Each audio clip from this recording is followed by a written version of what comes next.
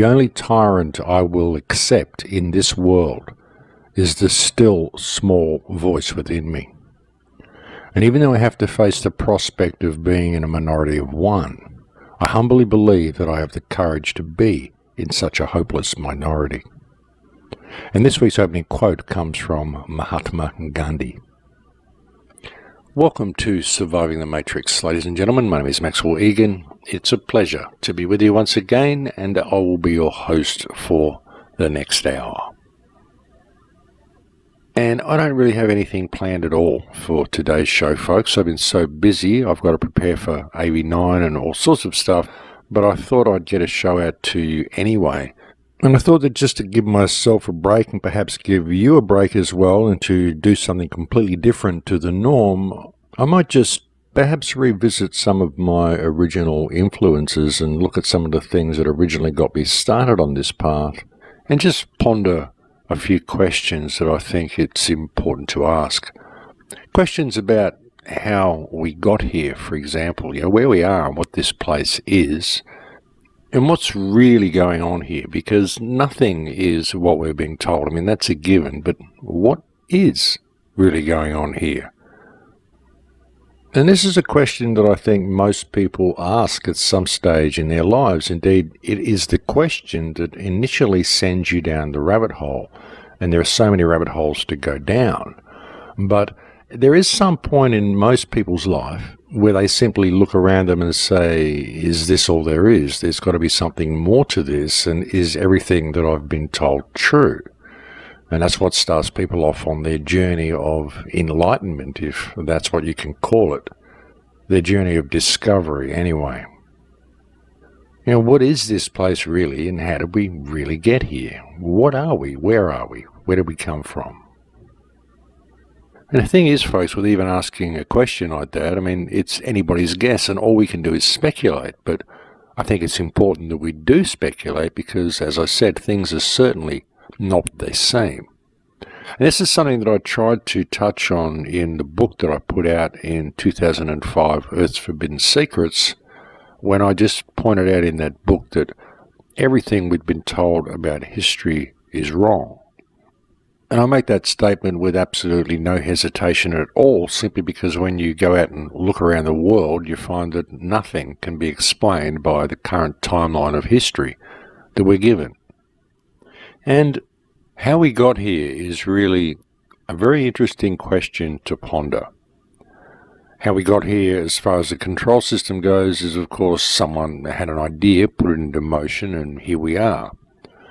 But when you look at the control system, and you look at what we've really done since the Industrial Revolution, if you will, it's really quite miraculous. It really is. Even when you look at what we've done in the last 30 or 40 years, technology has simply snowballed.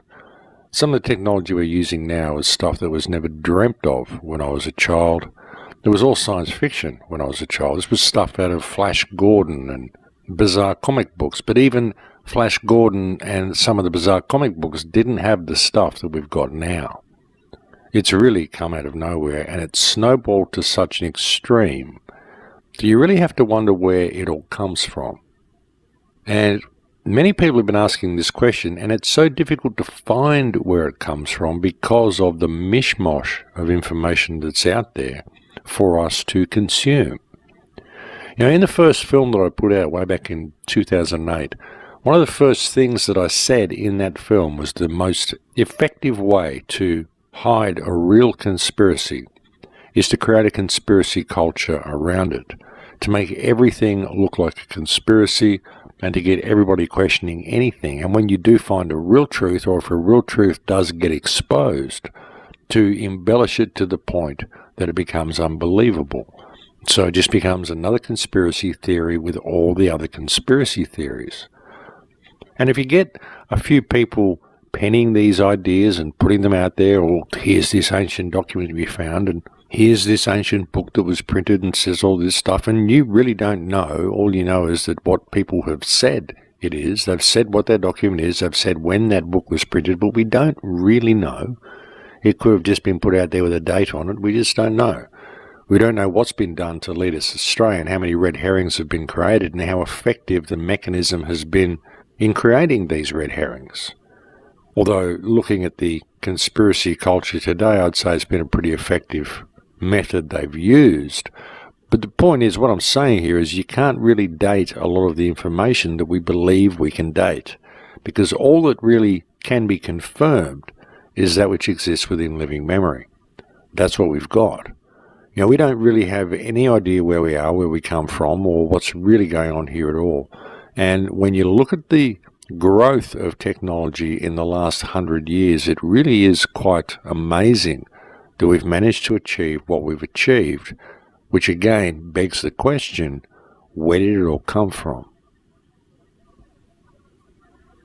You know, in my last film that I put out in 2012 called Transformation, I asked the question in that film, who was it who first pulled a rock from the ground and decided to beat it into metals?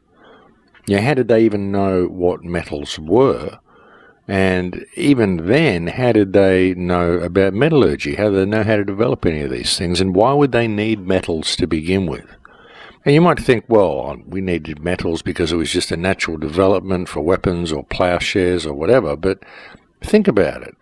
If you were living in a hunter-gathering society, which is what society would have been, if we're living in our natural state, I mean, that's what you'd be doing. You'd be living a society kind of like the American Indians, and even they had stone arrowheads and things like that. So why would you need metals? I mean, why would you even have the time to look for metals or create metals? What would you need them for? They wouldn't be part of what you need to build a hut. They wouldn't be part of what you need to go and gather food, because you'd already have ways of doing that. I mean, the point is, you wouldn't even be thinking of stuff like metal because it isn't something that you would need for your life. And it isn't like you're going to pick up a rock and say, hey, I think I'll turn this into metal, because you wouldn't even know what metal was. There's no reason you would need technology to survive in your natural state. So where did technology come from? How did we come up with this stuff to begin with? Not to mention what we've got now, which is absolutely through the roof. Like I said, it's just snowballed in the last 30 to 40, 50 years. I mean, since the invention of television, it's just gone through the roof. And television is, of course, what's helped it go through the roof. Television and movies, you know, predictive programming, all the futuristic stuff that they've been showing us for so long, just preparing us for this as a natural progression, but we never ask where it comes from. All this futuristic stuff. How do we come up with this stuff? If you were sitting there in a lab, would you come up with any of this stuff? That's the question, folks. Where did it come from? And people will hear that and they'll go, oh, well, it was the scientists. It was all the smart people. I'm not smart enough to do it. It was the smart guys. Really? Is that what you think? It was the smart people who just came up with all this stuff because they're just so smart? That's an interesting concept. And as I said, since the invention of television and all the predictive programming that's gone along with it, they've really been able to escalate this. It's literally snowballed. Technology has rolled out in an exponential curve in the last 50 years. But where did it come from to begin with, is the question. And even when you look at our technology, I mean, some of the ancient artifacts and monuments and things that are lying all over the earth, some of the round stone balls that you find through Costa Rica, you know, the myriad of monuments you find all over the place through Peru and in Egypt and all sorts of places. None of these can be created through the technology that we've got now. None of them were created via any method that we know of. So where did the technology that we use now come from? Who would have thought of this stuff? And what was the technology that built all the old stuff that's there? And when was that old stuff built? All these old monuments, stuff that we call ancient, are they really as ancient as what we think they are? See, it's so difficult to get any real handle on history because there's been so much effort undertaken to destroy history. And really, that's what we're seeing now in the Middle East. I mean, why do you think they wage all these wars in the Middle East? It's because it's the cradle of civilization. And they're just destroying history all over the Middle East. They're destroying all the ancient artifacts they can, all the ancient cities they can, all the ancient structures that they can, because the stuff that's there in the Middle East that they're bombing in Syria, places like Aleppo and Palmyra, these are far older than the places that you find in Europe. I mean, remember when they went into Iraq, one of the first things that the Allies did when they went into Iraq in the Gulf War was they looted the Baghdad Museum.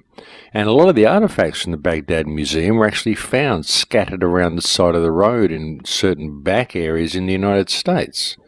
All smashed to pieces, of course, but I remember some of these things even made the news, the fact that they were found.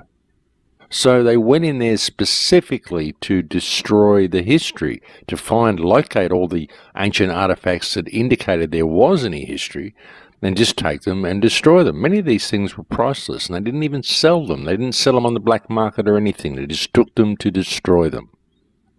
So there's an effort undertaken by modern governments and modern academia to destroy and hide history. There were shiploads of artifacts taken out to sea and dropped off the coast of the United States by certain academic institutions because they told a different story to history. So it's been an ongoing effort ever since the invention of government. And it isn't just modern governments that have done this, it's been an ongoing thing as far back as we can find. The question is why?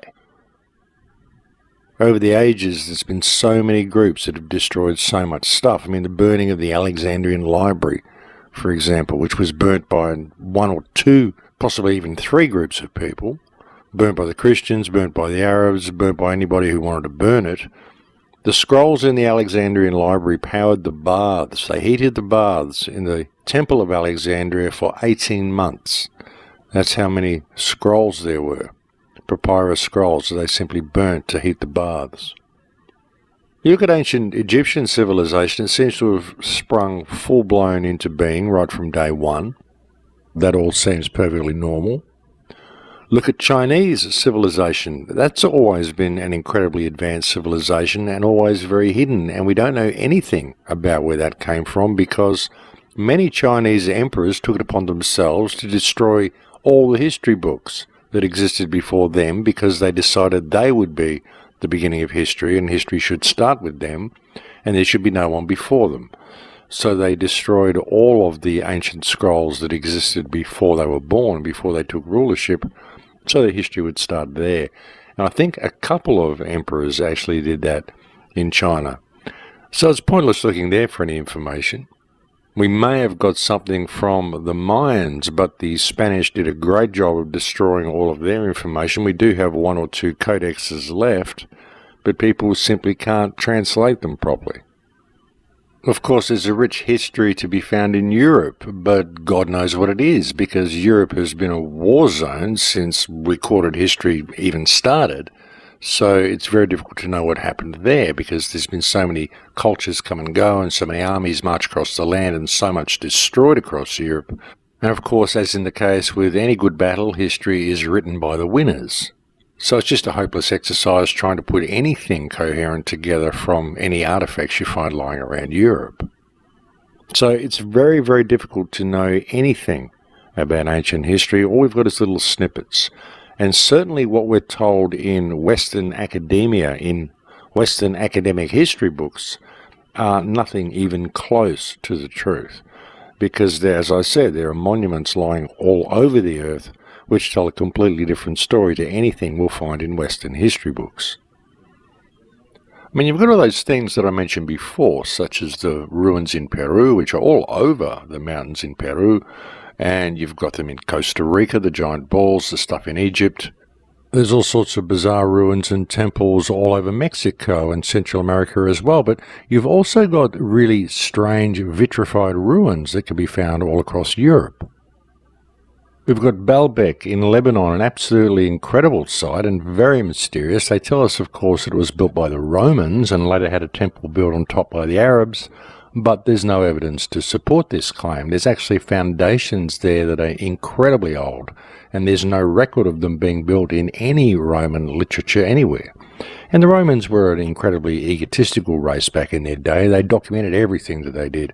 All the obelisks they moved from Egypt over to Rome and everything. They have whole accounts of how they did this and how many people died and what an incredible feat of engineering it was to move this thing. So if they managed to put the trilithon the 3 largest carved stones in existence, 26 feet high in a wall in Lebanon, in Baalbek, they certainly would have recorded the event, and they didn't. So obviously it wasn't built by them. It was built by a culture that existed before the Roman Empire. So what happened there? There's just no record of any of this stuff that we can rely on anywhere to be found. And again, this is probably one of the reasons why they're going out of their way to destroy the Middle East as much as they can and destroy all trace of these ancient sites, but they literally are everywhere.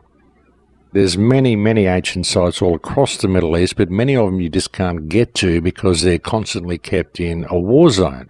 And as I mentioned before, you've got vitrified ruins right across Europe. You've got all sorts of strange stuff in Europe and all sorts of strange stuff in England as well. You've got Salisbury Hill. You've got some very interesting structures around the south of England. You've got Stonehenge, but of course it's hard to take Stonehenge into account and put that where it really belongs, or figure out even where it does belong, because Stonehenge was rebuilt in the 1940s or 1950s. A lot of people don't know that. But Stonehenge was actually moved and rebuilt, and all the stones were put up, and it wasn't anything like what it is now in as recently as the 1930s.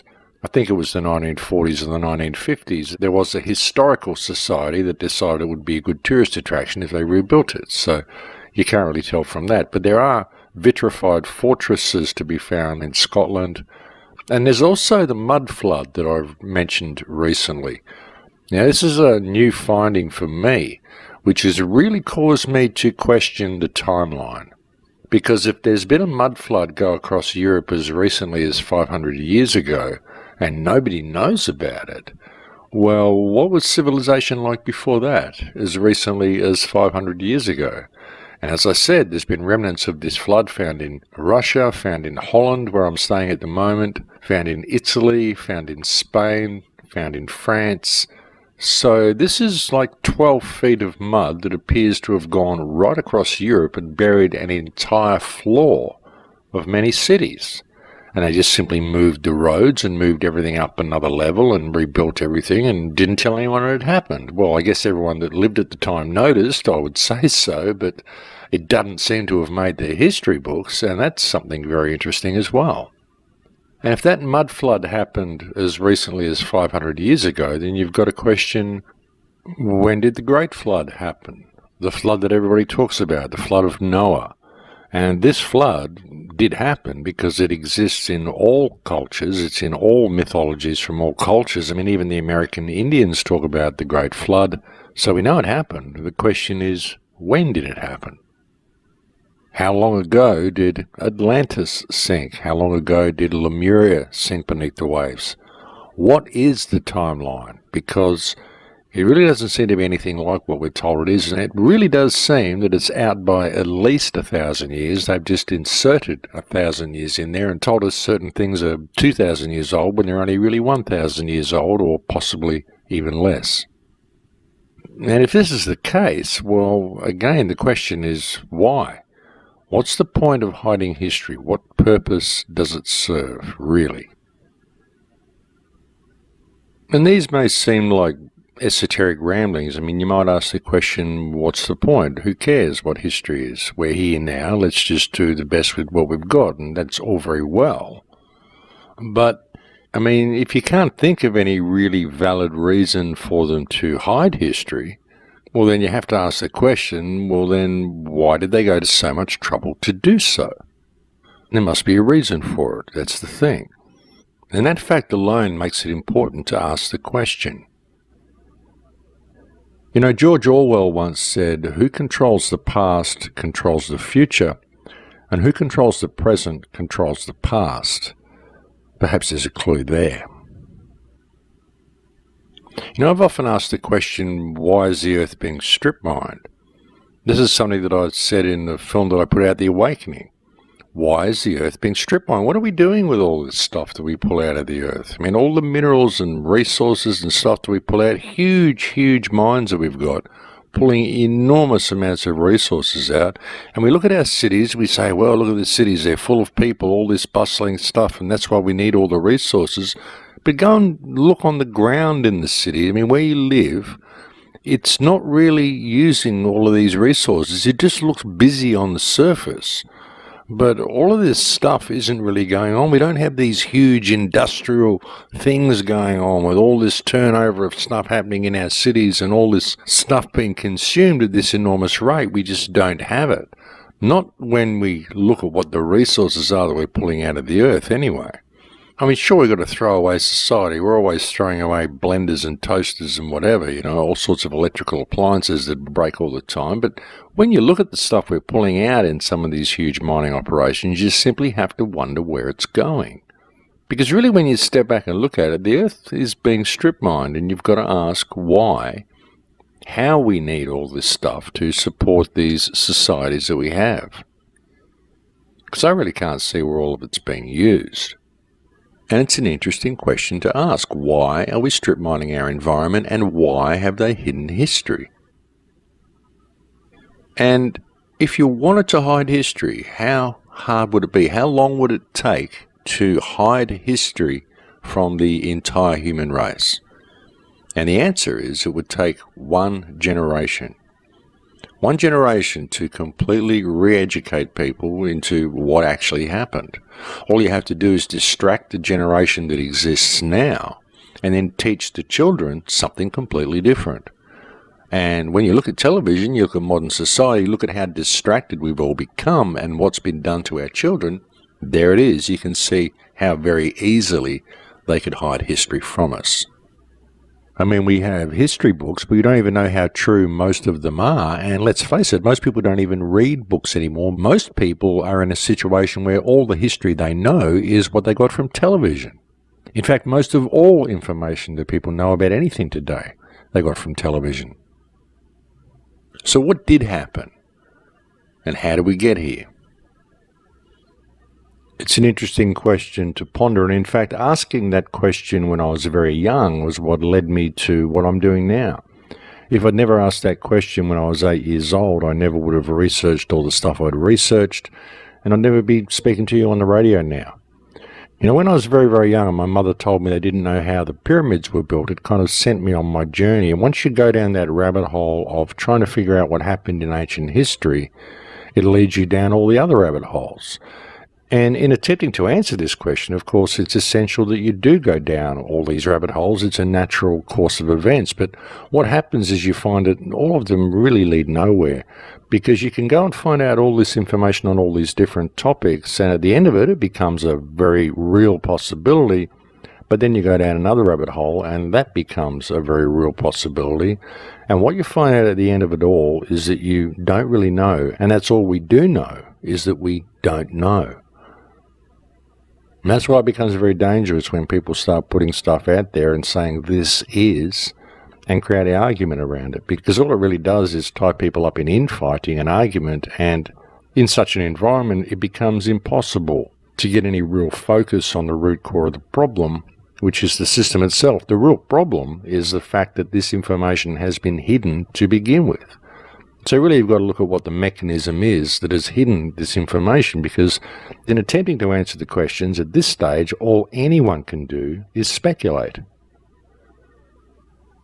So see, when you really step back and look at all this and you realize that this is how it's been done, and this hiding of history has been an integral part of creating this conspiracy culture in order to hide the real conspiracy that you're living in a people farm. Whatever form it takes, we don't know, but you're living in a people farm that is managed via a system of debt slavery, whereby all the inhabitants are forced to strip mine the earth around them in order to collect the paper they need to pay to be alive. And most people know something's terribly wrong. I mean, that's why they go down the rabbit hole to begin with, but they never really look at the system that holds it all together, which is the money system. And again, many people know the financial system's all corrupt. They know about fiat currency, fractional reserve banking, how it all works, blah, blah, blah, but they never really question the fact that even without the fiat part of the currency, just the mere fact that they have to pay to be alive to begin with, this is a real problem. This is what creates the whole mechanism to begin with. It's the catalyst, it's the glue that holds the whole thing together. And money is something that people simply take for granted, just the fact that it's there. They'd be happy if it wasn't a fiat system, but they still believe that they need money. And once it's imposed in people's thinking, it's very, very difficult to get it out of their thinking.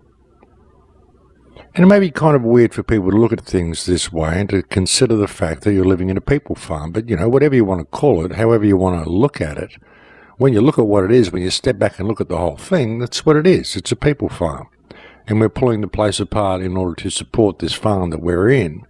And it doesn't really make sense. None of the stuff we're doing makes any sense.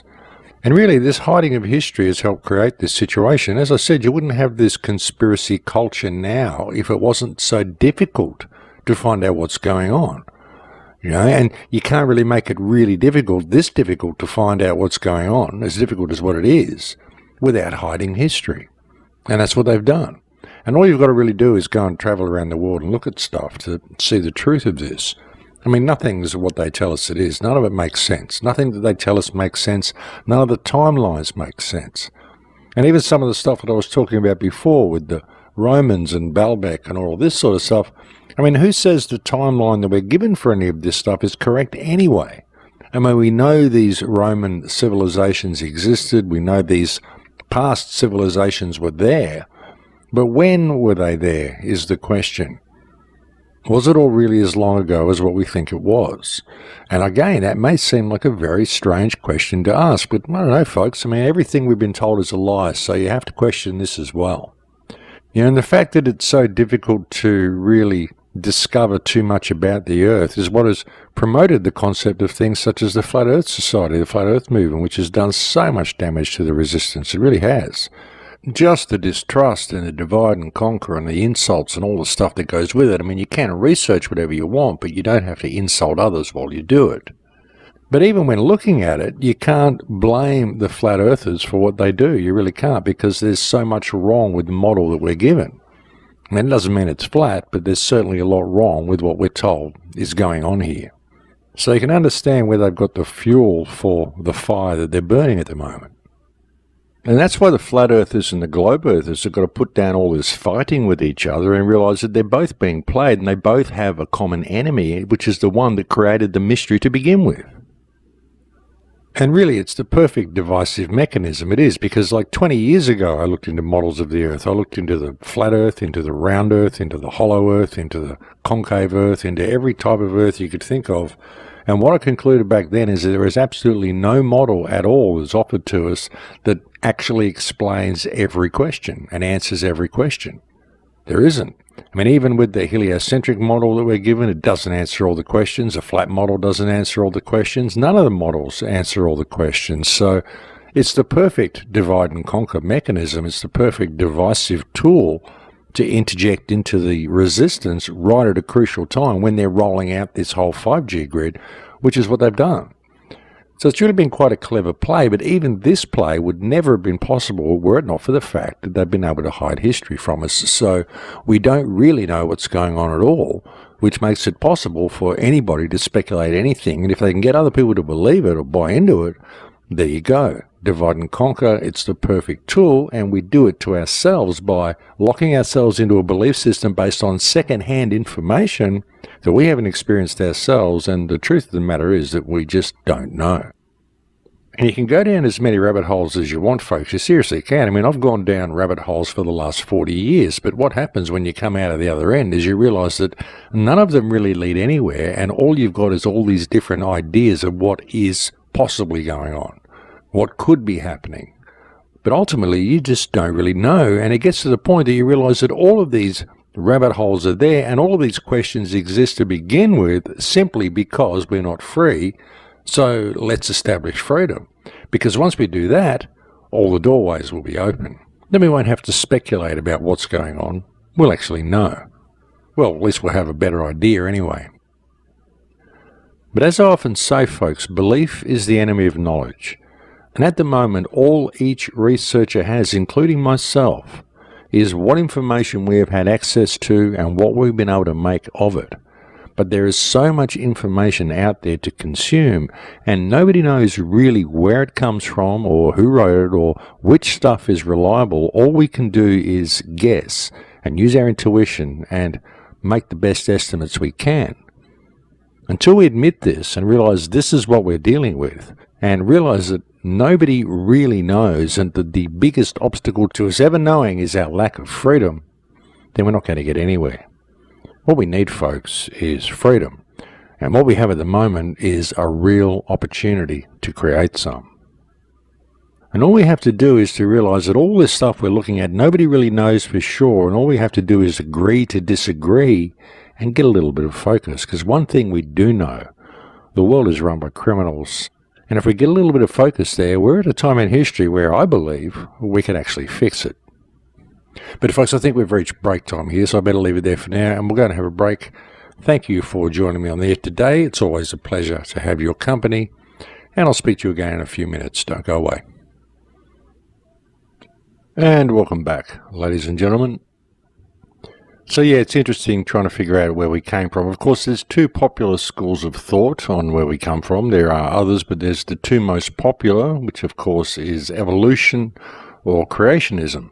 I personally don't particularly buy into either of them. Evolution is completely ridiculous. I mean, even Charles Darwin said it was a theory, and it was manufactured. I mean, the entire ascension of man was concocted out of 200 bone fragments, and there's so many missing pieces that it just doesn't fit together. I mean, the concept that we would have come from apes and gorillas is ridiculous, because these things still exist, and so do we, and there's never been any transitional species found, and there never will be. And there's so many differences between us and gorillas and apes that it just beggars belief that they could even have suggested it to begin with. And, and they'll present it to you and make it sound all very believable, and they'll say things like, look, there's only 1% difference in the DNA between apes and humans, so there's a close cousin. But what they don't tell you is there are 20 billion base pairs in the human DNA, and so 1% of that is 20 million base pairs, and no matter how you look at it, that's a huge difference between species, folks. Plus, there's so many differences between us and apes, it's ridiculous. There's a great book that was put out by Lloyd Pye called Everything You Know Is Wrong, where he went through the whole plethora of differences between us and apes and virtually proved that evolution from apes is impossible for humans. So that theory really doesn't work, no matter what people might say, and no matter how much it's promoted by the mainstream. Of course, the other theory is creationism. I don't particularly buy into that, but some people do. But of course, it's one of those theories that you can't really debate, you can't really offer proof of, it simply rests on faith. And so that just depends on your religious perspective. Those who choose to believe it do, and those who choose not to don't. And realistically, that's about all you can really do with that theory. You can choose to believe it, or you can choose not to. But the thing is, even with either of those theories, none of them really explain any of the mysteries that I outlined for you in the first half of the show. Neither of them explain all the ruins that are lying around everywhere. None of them explain why they've gone to such an incredible amount of effort to hide history from us. And if you don't think they have hidden history, folks, if you think I'm sort of stretching it by even saying that, well, just ask yourself why all these things exist all around the earth, why all these monuments are there, and why they're all hushed up and we're not told about them. I mean, like I said earlier, all those artifacts that the Smithsonian Institute took out and dumped off the shore of California or wherever it was, and the way they went into the Iraqi museum specifically to steal all of the artifacts and then not even sell them, but to destroy them. The way they're bombing Aleppo and Palmyra. The way they've always kept the entire Middle East a war zone, so Baalbek's an unsafe place to visit, and all sorts of stuff like that. And it probably isn't even unsafe, it's just that they promoted the concept so Westerners won't go there. The way you can't get to the Dead Sea, there's so many mysteries surrounding the Dead Sea, and research indicates that there's all sorts of stuff that could be found there, possibly even the hidden artifacts of Thoth may be in the Dead Sea. So they've made sure that we can't get to any of these places, folks. And they cover up virtually anything that doesn't fit with the mainstream story. So if you've got to do that, and really, when you look at it, if there's one artifact out of place, then the mainstream story isn't right. And there isn't just one artifact out of place. There's quite literally hundreds of them. So something's definitely not right. And if you've got to remove the artifacts from the story to make the story fit, then I would suggest the story is wrong. I mean, that's a given. But that's the two main scenarios that we have. That's the two main schools of thought. The problem is that neither of them really work. And neither of them really go a long way to explaining much where the technology came from, nor really to explain the direction the technology is taking us. Of course, the religionists may argue that point and say, oh no, this is all outlined in the Bible and this is the devil's system and rah-rah-rah. But I don't know, it doesn't explain the strip mining, it doesn't explain so many of the things that we see around us. And unfortunately, what I find with a lot of religious beliefs is that it causes people to sit back and just simply allow things to be destroyed around them by believing that they really can't do anything about it. And I don't think such is the case at all. I think that the world is run by people and that we are all people and that we all have the ability to make change if we would simply motivate ourselves into action and call the system out for what it is. I think it would be very easy if we were to do that. So I have a little bit of trouble with that religious mindset that a lot of people get into. I mean, I think it's all very well to have faith and to believe in your God or your Saviour or whatever you want to believe in, but stand up for yourselves and take responsibility for yourselves at the same time. I mean, even if you want to believe in Christ, I mean, Jesus Christ was an activist. If he wasn't an activist, then you wouldn't know about him. And even he got angry and he went and overturned the tables of the money changers and he whipped the bankers out of the temple. I mean, he got annoyed with things and he took matters into his hands when he needed to. And if you're going to follow his teachings, I would suggest that that's what he wanted you to do as well. And that's what he suggested that you could do. And unfortunately, people simply aren't doing it. They're waiting for him to come back and do it for them, which is another example of the nanny state, only this one comes from heaven. I don't really see that that's the way out of these things. I think that people should stand up for themselves and really take a look at what's going on around here. You know, if there was a race that had come here that was mining the earth and we didn't know about it, and was controlling our governments and we didn't know about it, it would certainly go a long way to explaining a lot of things. But of course, it's very difficult to find out any information that might confirm anything like this because all the information is hidden. You know, it's said that there's still a lot of old books and old scrolls and a lot of stuff hidden in the Vatican Library. Perhaps some of the information that we seek is there. But it's very difficult to get to because the people that control the Vatican, of course, won't let you in. But that could be another source of good information where we could actually find out what's really going on here. And of course, you've got a whole group of people, such as David Icke even, will tell you that the whole place is run by reptiles. And of course, that sounds completely preposterous to people, and then you start looking through all the ancient texts, and you start looking through all the cave drawings, and all the stuff that you hear from the Native Americans, and all this sort of stuff, and they all talk about reptiles and their snake brothers. You also hear it from the Australian Aboriginals. But again, you got to wonder how much of it has simply been put there. How much of them are real, and how many have been concocted. That's the thing. You just don't know. And getting back to the concept that the Earth has been invaded and is being strip mined, you could even ask yourself whether the Flat Earth movement was introduced right at the time they are finishing their mining operations to make people believe that space doesn't exist and that aliens are impossible. And the thing is, you can prove just about all of it to be true, but that doesn't make any of it so. And you see how easy that was to just construct a believable scenario. And some people may say, oh no, that's not believable. But well, you know, if you're a conspiracy theorist, then maybe it is believable. That's the thing, folks. You just don't know. See, any scenario could be true. And the thing is, folks, that if you really get out there and you start looking at all the information and you start gathering information and you start preparing yourself some type of a presentation or whatever, you can prove anything you want to prove. That's the thing. Like I said, you can prove that it's all about flat Earth, or you can prove that it's all about globe Earth. You can prove the Earth has been invaded. You can prove that the flat Earth was introduced to cover up the fact that the Earth is invaded. And you can prove all of those things, plus you can prove a whole bunch of other things as well. You can prove that there's reptiles living under the ground and controlling everything from under the Earth. You can prove that it's all run by the Jews. You can prove that it's all run by the Jesuits. You can prove that it's all run by the Freemasons. You can prove that it's all a hologram. But the thing is, you can only prove any of it up to a certain point. But you can prove it enough to make it believable and to get other people to believe it. And you can only do that because they've hidden history, and the fact is that we don't know. And that's why they've done it. And that's why all this information's out there, and that's why you can prove anything you want to prove, because that's what perpetuates the divide and conquer mechanism. So you've really got to step back at it and look at it and say, well, why do all these questions exist? Why don't we know what's going on? We don't know because all of this information is hidden from us. Why? Because the world is run by criminals, and we're not addressing that point. We're not addressing what has caused the cover-up to begin with. And it isn't just because people have hidden things and things are secret and there's secret societies. No, it's because we're not told stuff we need to know, because there is an elite group of people who keep the information from us and we never call it. We go down these little rabbit holes and think that we know it all because we've gone down our rabbit hole when we don't. Because there's about 10 million rabbit holes out there to go down, and all of them will lead you to a slightly different spot.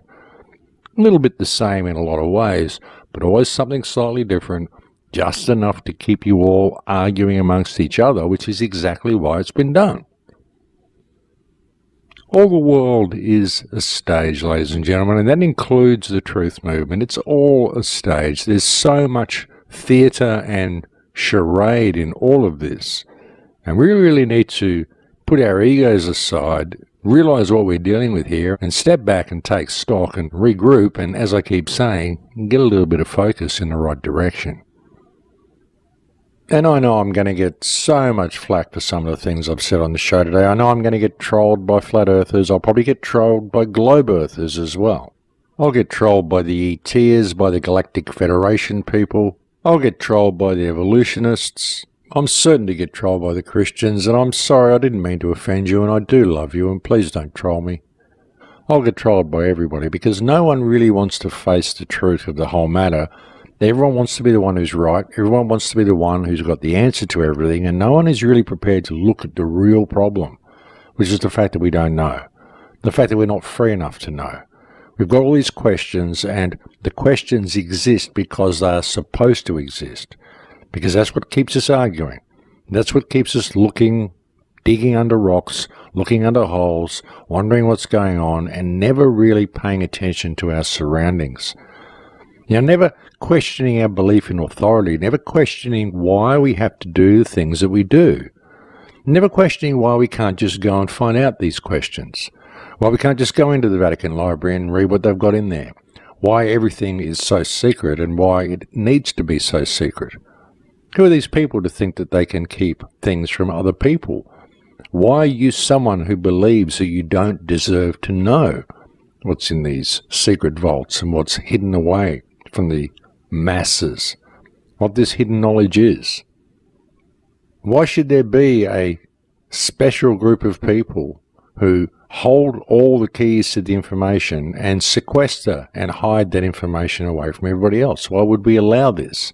And we allow it because of this misplaced belief in authority. We allow it because we believe that people can write down on pieces of paper and create rules that govern our lives, and that they can hide stuff from us and not tell us what we need to know.